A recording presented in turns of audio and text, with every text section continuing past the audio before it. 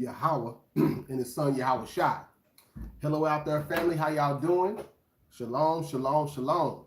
I want to give double honors to all those trying to keep the commandments, doing what the Most High say do. I want to extend a hand of applause to all of my brothers and sisters who have successfully kept the Feast of Tabernacles. So with that, we're gonna go ahead and jump right into it today. I'm a little excited about this class. I was asleep last night, and Most High spoke to me about the condition of our people, about the condition of what's going on with our people, and he kind of related it to the Pharaoh. When you read the scriptures, Pharaoh, when we were in Egypt, Pharaoh was the king of Egypt, the Hamitic king of Egypt. He was very stubborn, and the Most High said he's going to harden his heart, and he's going to bring a series of plagues on Pharaoh.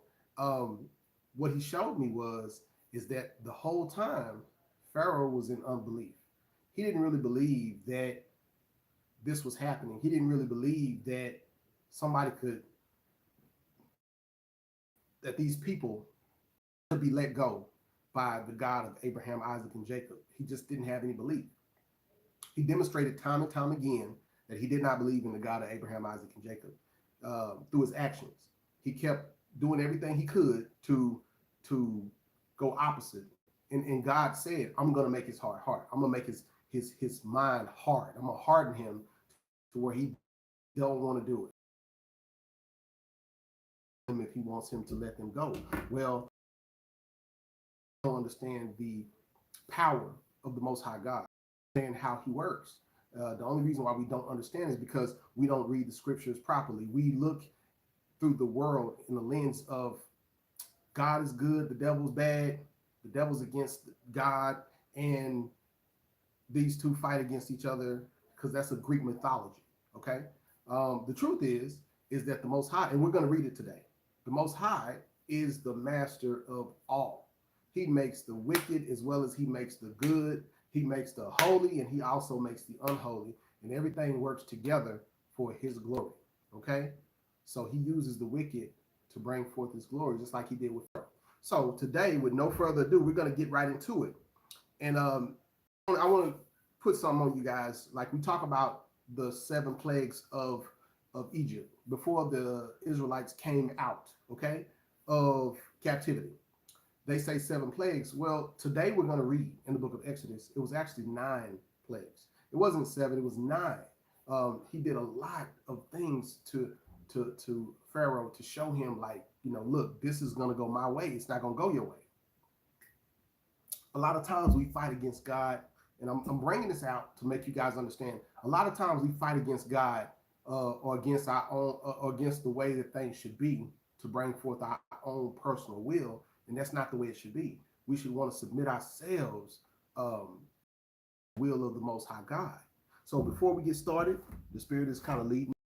So I'm gonna take you to Matthew. I'm gonna take you to Matthew chapter. Hold on one second. Let me get there, and then I'll tell you. Here it is. Matthew chapter. What is this? Hold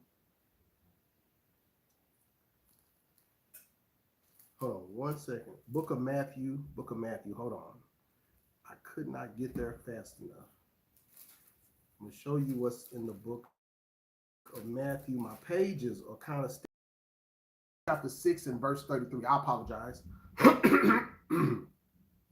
This is the book of Matthew, chapter 6 and verse 33. But seek ye first the kingdom of God and his righteousness, and all these things shall be added unto you. Stop. Remember, we got to seek first the kingdom of God and his righteousness. So doing what's right, keeping the commandments is the number one thing we're supposed to do, right? And a lot of times we forget to do these things. We forget to seek righteousness. We forget to seek what's right. So with that being said, we're going to jump right into it. We're going to go to Exodus chapter 7 and verse 20. The book of Exodus chapter 7 and verse 20. So we can get right into it. and get some understanding real quick.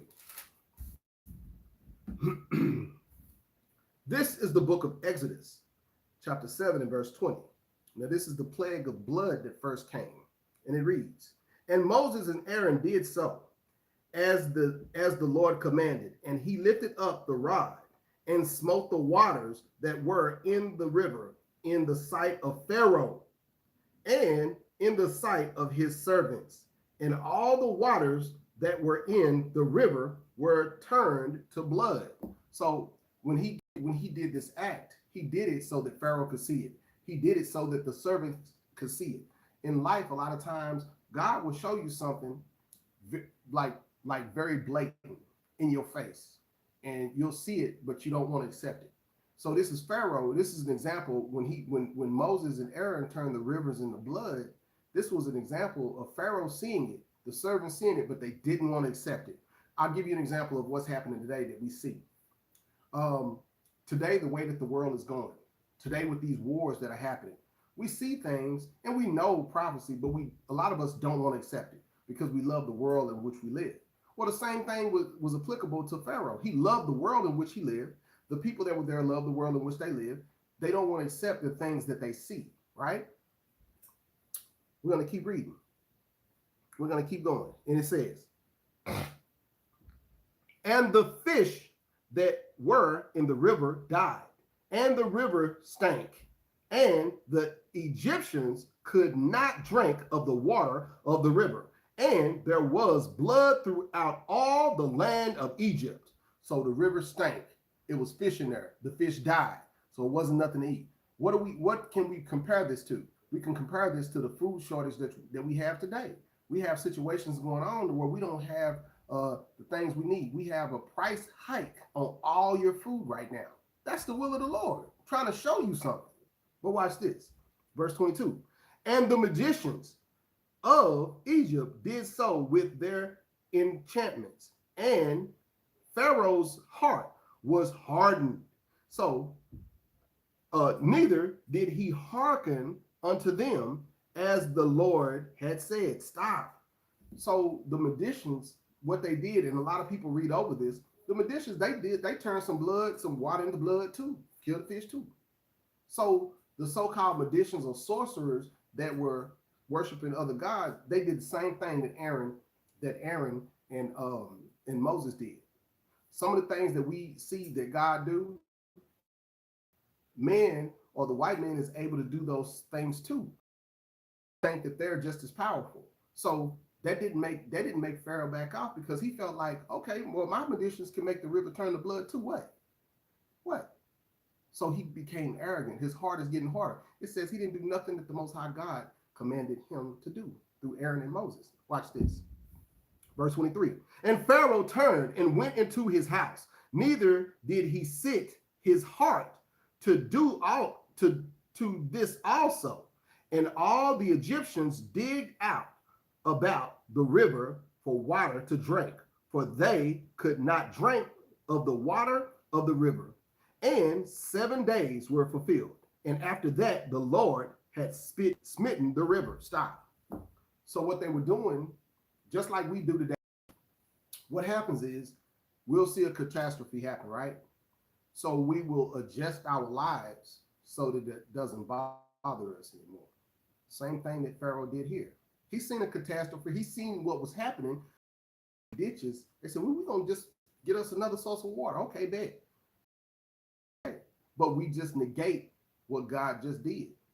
God has caused a global epidemic, but we have dug our lives out and we have said, you know what? We just going to circumvent. We're going to go around what God is doing. We're going to go around it.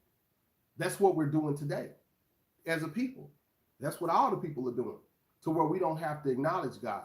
This is what Pharaoh was attempting to do right here. Let's continue. I want you to go to Exodus chapter 8 and verse 1, because there's a big story. So we're going to go through the story in different precepts. We're not going to read the entire story, but we're going to go through it and name the plagues and name the things that happened.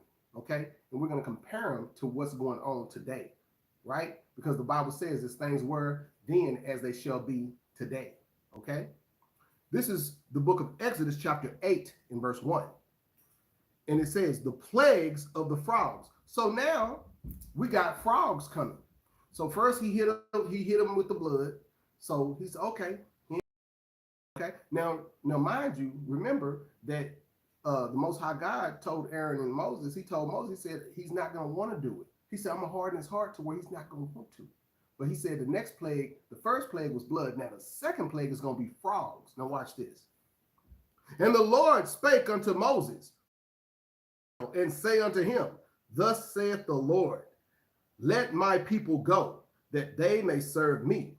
If thou refuse to let them go, behold, I will smite all thy borders with frogs, and the river shall bring forth frogs abundantly, which shall go up and come into thine house, and into thine bedchamber, and unto thy bed, and unto the house of thy servants, and upon thy people, and unto thine ovens, and unto the kneading doughs. So he said, I'm gonna put this in your bed, in your house, in your rooms. I'm gonna put this in your food. I'm gonna put this in your ovens where you cook at. So frogs are gonna be everywhere, right? So he did so.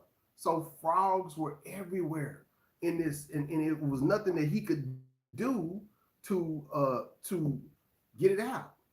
A lot of times we have these same situations going on in our lives. That's what we're having now, but we're circumventing. Okay, you don't believe me. How many people have worn masks and then they mandated masks for us to wear, right? Okay, we wear them. Now you see people what? Driving in their cars with masks on. Having a mask on to go to work is not normal. It's been a couple of years now. Okay, 2020 was the time, right, that this pandemic started, right? Okay, before 2020, you would not have ever saw a person driving in their car with mask or walking down the street by themselves waiting for a bus wearing a mask. But now it's the norm. So we're circumventing our lives and acting like it's nothing. Do you see that? Do you see what we're doing? We're circumventing, and we all have masks on, and now they got signs, a box of masks for $5, or you get some gloves, and everybody got to wear gloves, and there's certain places that you still got to go and have gloves on, have a mask on, and we think it's nothing. We're circumventing our lives, not realizing that the Most High God is putting punishment on the earth, on the globe. See? We're going to keep going. Now watch this. Now, blood frogs. Now he's going to hit them with lice, right? Because everything that's created is created to disrupt your life. Every plague that he put on, we're looking for a magic show. The Most High God doesn't operate like that. He's going to disrupt your life. Whenever you find discomfort in your life, it's a sign that you need to change something about your life. Whenever there's discomfort and things are going on and you're like, damn, what is this? Damn, what is that? It's a wake-up call telling you there's something wrong and you need to change it. Watch this. Watch this. This is the book of Exodus, chapter 8 and verse 16. It says, the plague of lice. And it says, and the Lord said unto Moses, say unto Aaron, stretch out thy rod and smite the dust of the land, that it may become lice throughout all the land of Egypt. And they did so. For Aaron stretched out his hand with his rod and smite the dust of the earth, and it became lice in men and in beasts. All the dust of the land became lice throughout all the land of Egypt. So now the dust is itching. When you have lice, lice is a very bad, when you have lice, the residual or the effect that comes from people having lice is scratching. It's So now everybody's having this disruption or this dysfunction in their personal lives of what? Having scratch. So lice is in everything. So the Most High is showing you something ain't right here.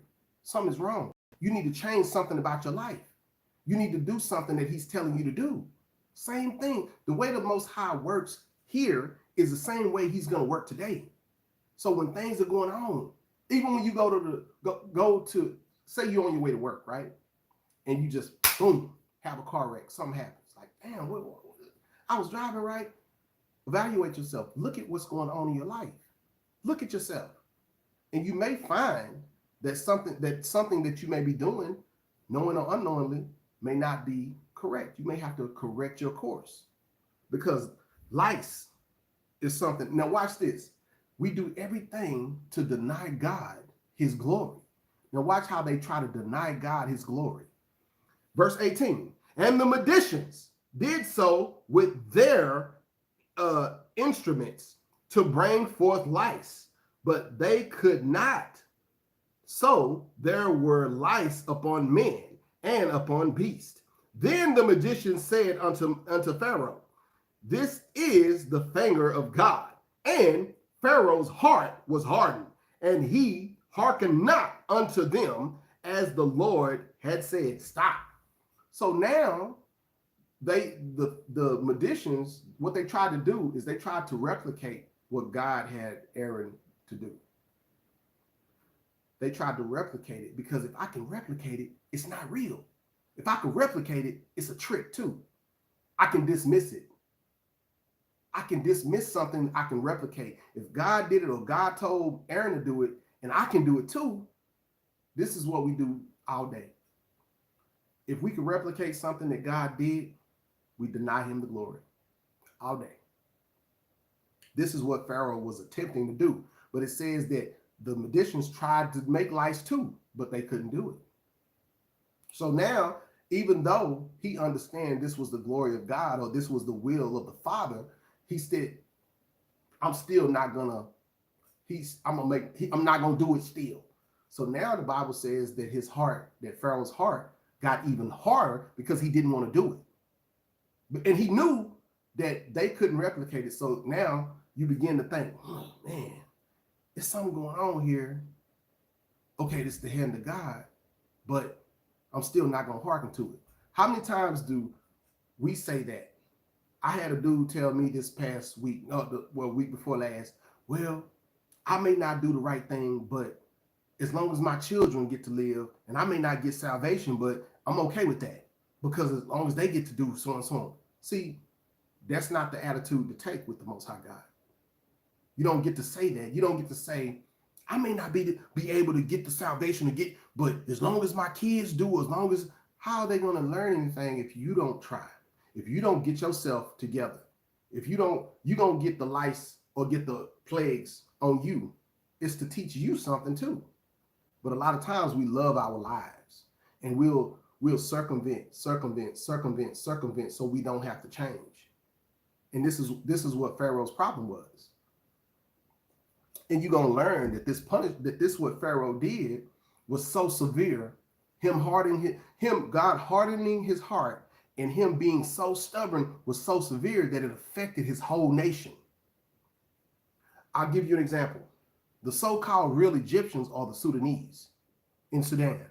Those tall, black, dark-skinned Africans are the real Egyptians. When you go to Cairo, you may see them on the side of the road selling trinkets or selling little like cheap things, but you don't see them running anything in Cairo or Egypt, or Cairo, Egypt. That's what it's called, because God took them away from their land, took them away and took them out of power for what they did to the children of Israel. We'll get it. We're going to get it too. I want to keep reading. I want you to turn to Exodus chapter 8 and verse 20. This is the book of Exodus chapter 8 and verse 20. And the Lord said unto Moses, rise up early in the morning, and stand before Pharaoh. Lo, he cometh forth to the water, and say unto him, thus saith the Lord, let my people go, that they may serve me. Verse 21, else if thou wilt not let my people go, behold, I will send swarms of flies upon thee, and upon thy servants, and upon thy people, and upon thy house, and upon the houses of the Egyptians shall be full of swarms of flies, and also the ground whereon they are. Woo! That's a hard lick. That's a hard lick. That is a hard lick. Watch this. And I will sever in that day the land of Goshen. Now, Goshen was the land where the slaves were, where we were. Watch this. In which my people dwell, that no swarms of flies shall be there, to the end thou mayest know that I am the Lord in the midst of the earth. And I will put a division between my people and thy people. Tomorrow shall this sign be. And the Lord did so, and there came a grievous swarm of flies into the house of Pharaoh, and unto the servants' house, and unto all the land of Egypt, and the land was corrupted by reason of the swarm of flies. Stop. Woo! It's when you watch the Prince of Egypt with what's his name? What's the white boy actor name? It's a movie called The Prince of Egypt, and it has Christian Bale. He's in it, and it shows the Pharaoh, and on the scene where they have the swarms of flies, they have to put nets on their face to where the flies can't jump in their face and stuff. That's how bad it was. But it showed here, it says, what I'm gonna do is I'm gonna make a difference between my people, the Israelites, and your people. So on this land where y'all are, all the flies are gonna come. But where they are, the flies are not gonna come. Okay? I want y'all to remember something. Do y'all remember when the pipes busted? I think it's been a year or two ago, right? In the temperature got down so low to like 1 degrees or something, negative something. And most of the houses around here in the Dallas-Fort Worth area, the pipes busted in the houses, the plumbing busted. There had never been nothing like that happen ever. I'm 47 years old. I was born here in Dallas. So I've been living here most of my life. And I don't remember once us having a winter where all the pipes of the houses and apartments too would. Now, I was living in a rent home at the time. It blessed me to own a house now. But at the time, I was living in a rent home, and we was like, me and my wife was newly together and everything, and we was putting firewood in the fireplace and stuff. And it was even people that in our neighborhood where plumbers was everywhere. You could see plumber trucks and everything, but our pipes didn't bust in the house. We didn't have to deal with that. Now, I was in a rental property, so they would have had to fix the situation, but it's an inconvenience. So whenever your pipes bust, it disrupts your life. Whether you have to pay for it or not, it's a disruption or inconvenience to your life because you can't run your water. You can't do nothing. And from my understanding, a lot of the people in my barbershops, a lot of people came in, and it was mostly people of different, from me or whatever, races. And they were telling me how they pipes busted in their house, how they pipes busted at their apartment, how this pipes, and it was crazy because that is an act of the Most High God. And y'all don't want to give him the glory for that because y'all like, wait a minute, why is all this happening? No, the Most High God did that. He did that. But we don't want to give him the glory. Why? I don't know. But he did that. And he saved me and my then newly wife from going through the turmoil of having to deal with that. We didn't have to deal with that. So that was a wonderful thing. Because right now we mixed in. The children of Israel are mixed into the land or around everywhere. And there's some of us keeping the law, some of us not. But we will be partakers with those who are heathens, who are going against the Most High God if we don't come out of this land. And I'm going to get that in a second. but I want to read this for you real quick. And it says, the world continues to plummet more and more despite God's warnings. So despite what the Most High is telling us, we continue to plummet more and more and more. We see things happening. We see plagues happening. We see signs happening, but we continue to still deny the glory of God. You see? And we're going to keep reaping judgment as long as we keep denying him. I want you to go to Exodus chapter 8 and verse 32.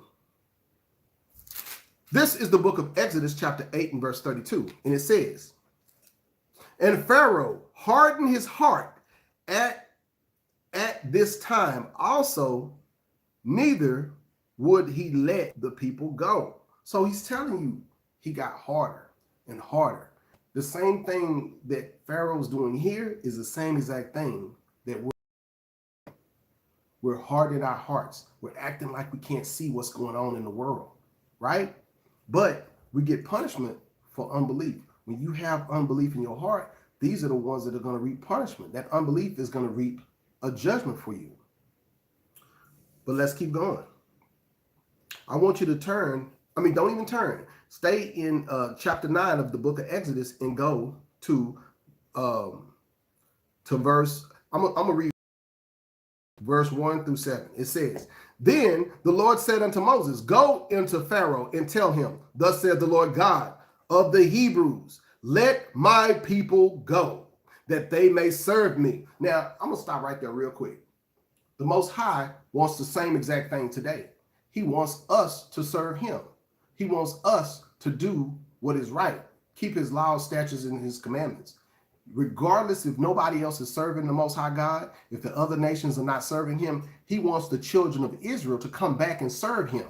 Verse 2, for if thou refuse to let them go and wilt hold them still, behold, the land of the Lord is upon thy cattle, which is in the field, upon the horses, upon the asses, upon the camel, upon the oxen, upon the sheep.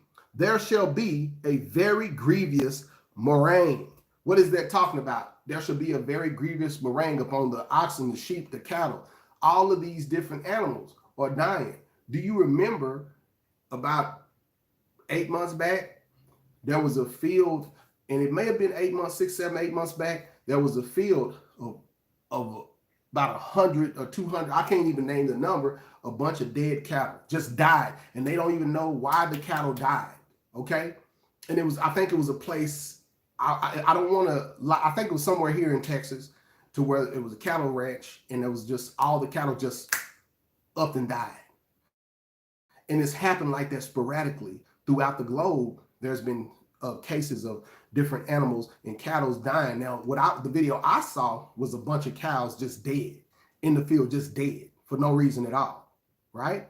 That shows you the Most High God is working. The Most High God is doing what he do. And you think that you don't want to give him that glory. You think it's just something, it's just a coincidence. It just happened.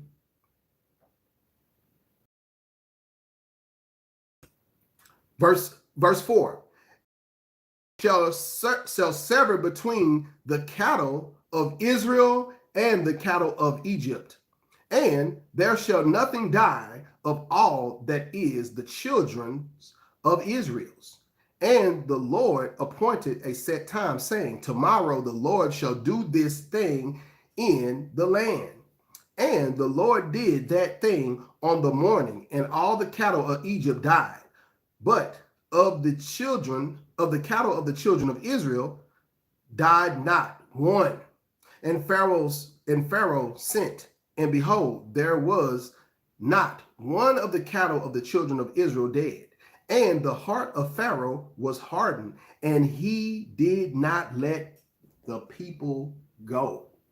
See, now all of the cattle that's dying, we don't own, a lot of us don't own big sets of cattle, big sets of sheep, big sets of oxen. We don't own that now. Most of us, you would be hard pressed to find somebody that looks like me that have a cattle ranch, because it's very hard to find, if you can find it at all. Okay, so since that's the case, When you see pictures of these cattle dying, you already know what's going on. You know who it is. You know whose cattle is getting slain. Their cattle, not ours, because we don't own that, right? We'll continue. Let's go to let's turn the book to chapter 9 and verse 25. Chapter 9 and verse 25. Now watch this. This is chapter 9 and verse 25. Matter of fact, we're gonna go verse 25. And all the hail smote throughout all the land of Egypt, all that was in the field, both man and beast. And the hail smote every herb of the field, and broke every tree of the field. Only in the land of Goshen, where the children of Israel were, was there no hail. The land of Goshen in Egypt was where they were. Okay, so now he's killing the herbs. What's going on now with the crops today? We just had a few months ago, we had a food shortage, a vegetable shortage, where you go into the Walmart and then you're like, where is the vegetables? That's happened already. We've had a meat shortage. You couldn't get a chicken. If y'all think I'm lying, listen. A few months ago, it was hard to come across a chicken. Wings, legs, and thighs. Why? So what's going on? We've had vegetable shortages. We've had all these different shortages. Why? The Most High God will not share his glory with anybody. This is what he's doing. He's doing these things. And it says, remember this, I told y'all about the super cold weather. I want y'all to go to chapter 10 and verse 20. Chapter 10 and verse 20. Now watch this. It says, but the Pharaoh, chapter 10 and verse 20, is talking about the locusts. So I'm going to go to chapter 10 and verse, I'm going to start at verse, I'm going to start at verse 16, okay? Chapter 10 and verse 16, called for Moses and Aaron in haste. And he said, I have sinned against the Lord your God, and give me, I pray thee, my sins, and entreat the Lord away from me. And he went out from Pharaoh and entreated the Lord. And the Lord turned a mighty strong west wind, which took away the locusts and cast them into the Red Sea.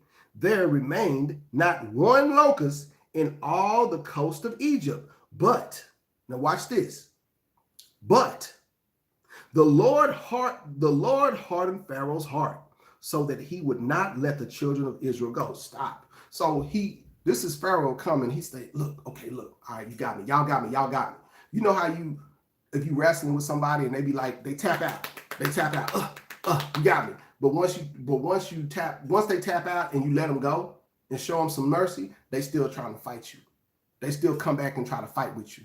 That's what Pharaoh's doing here, because he said, look, just entreat the Lord for me, tell him I'm sorry, and everything like that. But the Bible says that the Lord hardened heart again.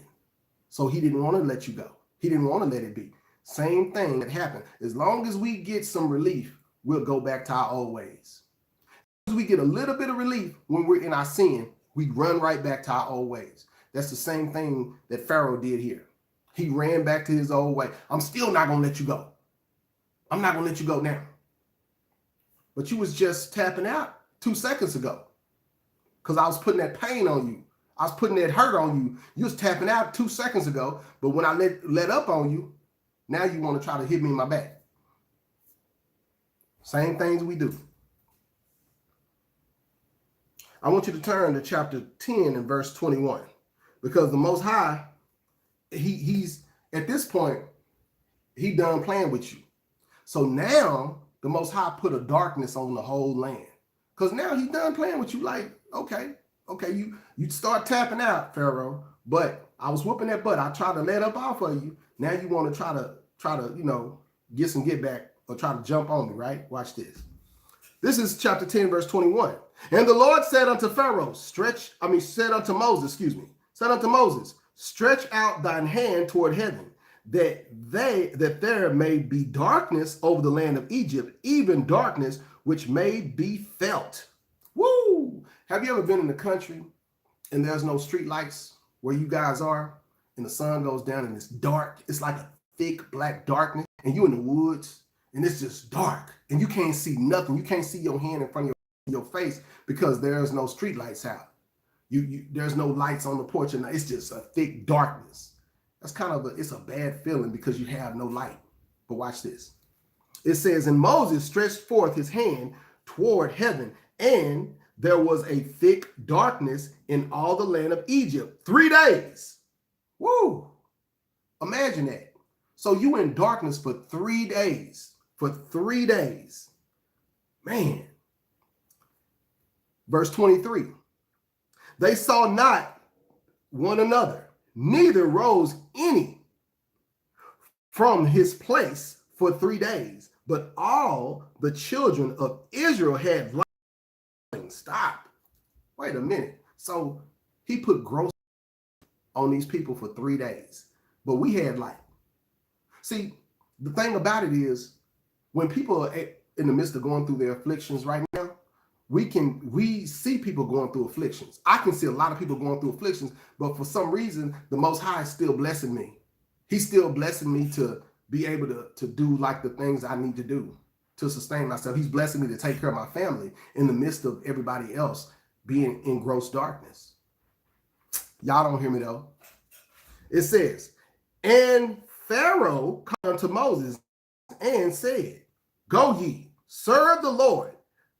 Only let your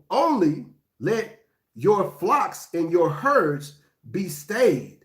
Let your little ones also go with you. And Moses said, thou must give us also sacrifices and burnt offerings, that we may sacrifice unto the Lord your God, our God, Our cattle also shall go with us. There shall not an hoof be left behind, for thereof must we take to serve the Lord our God, and we know not with what we must serve the Lord until come thither. So he's saying, y'all can go, but y'all got to leave all your cattle. Go and take nothing. Ain't that some jacked up stuff for somebody to say, oh yeah, you go, but you're trying to afflict me as I go. You're trying to stop me from taking the things that belong to me. Because they well deserve all the cattle and stuff that was with them, because they worked for it. They were slaves. They didn't get paid like that, right? So he said, go, but leave the cattle. Moses said, nope, we're not going to do that. We're going to leave and we're going to take our cattle with us. You see that? People do that. They try to hinder the progress or the blessings of God, but they can't do it. That's why Moses said, you're not doing that. No, sir. No, sir. You ain't doing that. So watch this. Now the plague of death, 11 and 5. Go to chapter 11 and verse 5 of the book of Exodus. Now the Most High done playing with them. The Most High knows what your Achilles heel is. He knows what's going to really, really hurt you. He knows what will get you. Now watch this. This is chapter 5. This is I'm going to go to chapter 11 and verse 5. It says, and all the firstborn of the land of Egypt shall die, from the firstborn of Pharaoh that sitteth upon his throne, even unto the firstborn of the maidservants that is behind the mill, and all the firstborn of beasts. And there shall be a great cry throughout all the land of Egypt, such as there was none like it, nor shall it like it any more. So he's saying, I'm finna make you holler now. I'm finna make things so bad for you that you ain't gonna even see. It's gonna be so painful, so hurtful. Now watch this. Now this is a precept that we always pull But this precept is very true. Now he's putting some hurt on the Egyptians. Now watch this. Verse 7. It says, but against any of the children of Israel shall not a dog move his tongue against man or beast, that ye may know how that the Lord doth put a difference between the Egyptian and Israel. So there is a difference between us and move your tongue against my beast, my cattle, or because remember, Pharaoh just said a few verses up, he just said, yeah, you can go, but we're gonna keep your cattle, we're gonna keep your animals. No, you're not gonna move your tongue against my animals. Verse 8. And all these thy servants shall come down unto me, and bow down themselves unto me, saying, get thee out, and all the people that follow thee, and after that I will go out. And he went out from Pharaoh in a great anger. And the Lord said unto Moses, Pharaoh will not hearken unto you, that my wonders may be applied in the land of Egypt. So he said, this man ain't gonna listen to you, but he's not listening to you for a purpose. He's not listening to you because I'm fixing to do something to his butt. I'm finna tear him up. Verse 10. And Moses and Aaron did all these wonders before Pharaoh, and the Lord hardened Pharaoh's heart, so that he would not let the children of Israel go out of his land. Boom. Man. So you still got a stubborn man here, still trying his best not to do, you know what I'm saying? Not to hearken unto the voice of the Lord. But that's not gonna, it's not gonna work. So go to Exodus chapter 14 and verse 25. Now watch this. Exodus chapter 14 and verse 25. And took off their chariots. Now this is them chasing, they're chasing the children of Israel into the Red Sea. So all of this stuff, these are examples of Pharaoh continuing not to really believe. Even when he was getting his butt whipped, he still continued not to believe. He still continued to want to go on his own thoughts, on his own recognizances, on his own feelings. You know, not be logical. Okay. It says, and took off their chariots, and they drave them heavily, so that the Egyptians said, let us flee from the face of Israel, for the Lord fighteth for them against the Egyptians. And the Lord said unto Moses, stretch thine hand over the sea, that the waters may come again upon the Egyptians, upon their chariots, and upon their horsemen. And he stretched forth his hand over the sea, and the sea returned to his strength. When the morning appeared, the Egyptians fled against it. And the Lord overthrew the Egyptians in the midst of the sea, and the waters remained and covered the chariots and the horsemen and all the host of Pharaoh that came into the sea after them.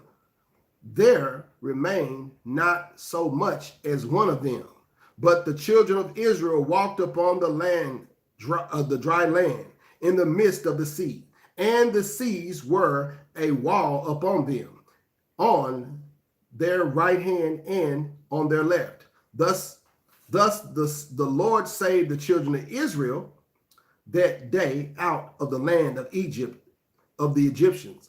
And Israel saw the Egyptians dead upon the seashore.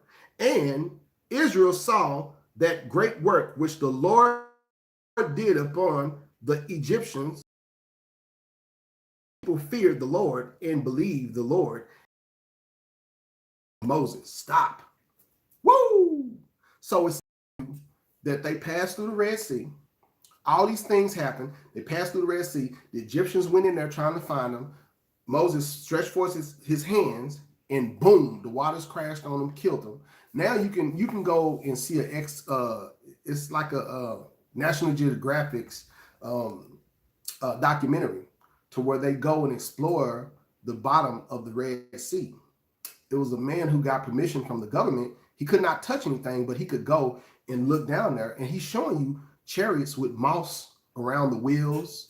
This stuff has been here forever, for the last few thousand years, but it's still there. So the chariots that fell there, you can watch a documentary of the same chariots at the bottom of the Red Sea. You know, so this is a true story. This is real. But we think that the Most High is playing. No, the Most High did this act for the children of Israel. The people who don't believe that they're Israelites today, the Most High did this for you. Even though you don't appreciate it. Even though you deny the validity of God's work. Even though you deny that you are an Israelite. Whew, shameful. Very shameful. Very shameful. I want you to go to Romans chapter 3 and verse 1. Because some people just don't believe, and that's okay. But it doesn't mean that you're discrediting God in any way.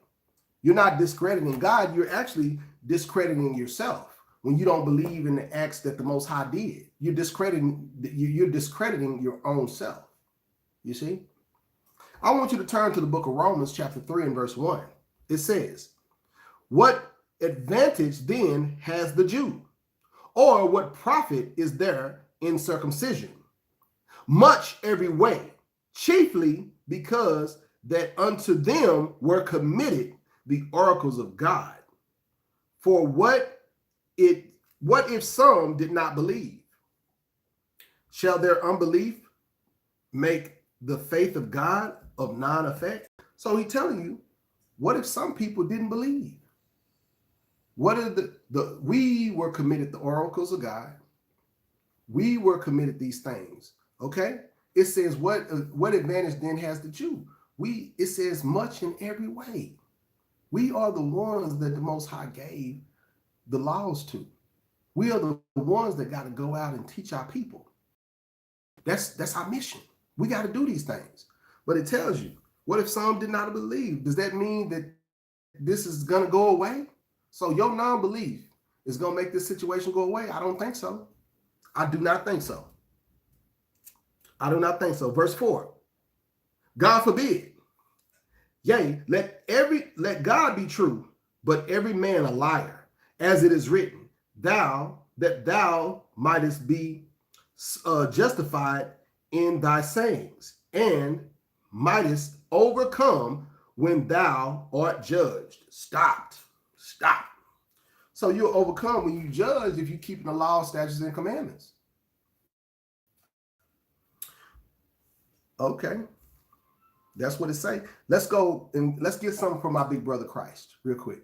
Let's go to Matthew chapter 19 and verse 28. Matthew chapter 19 and verse 28. Let's see what it say. Because who came out of who passed through the Red Sea? Who came out of Egypt? We'll say the children of Israel. Yes, the 12 tribes of Israel. All of the descendants of Abraham, Isaac, and Jacob. Namely, the sons or the tribes of Jacob, name changed to Israel.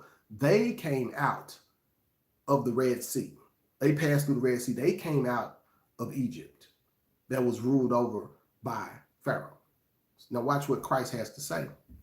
This is chapter 19 and verse 28, and it reads, "And Yahushua said unto them, Verily I say unto you, that ye which have followed me in the regeneration, when the Son of Man shall sit in the throne of his glory, ye also shall sit upon 12 thrones, judging the 12 tribes of Israel. And everyone that hath forsaken house or brethren or sister or father or mother or wife or children or lands for my name's sake shall receive 100-fold and shall inherit everlasting life. But many that are first shall be last, and the last shall be first." Stop. So why is Christ talking about the 12 tribes of Israel in the regeneration? Why is he talking about this? Why is he saying, you know what? These are the people that are going to sit on the throne. They're going to be ruling. This is the New Testament. So just like we came out of Egypt, we're going to come out of this land. And we're going to have great substance. They're going to have to give us things. And here's the thing. Christ is talking about the 12 tribes of Israel. You talk to the average Christian today, he don't even deal with the 12 tribes of Israel or this right here, what Christ is talking about. This is Matthew chapter 7, verse 28. How come you not, how is it that you're not understanding this? How is it that my people don't get what Christ is trying to say here? The only people that's changed was us. We changed. Christ didn't change. God didn't change. Our mind or our thought process changed, not God's, not Christ either. Go to Isaiah chapter 45 and verse 4. Go to the book of Isaiah chapter 45 and verse 4.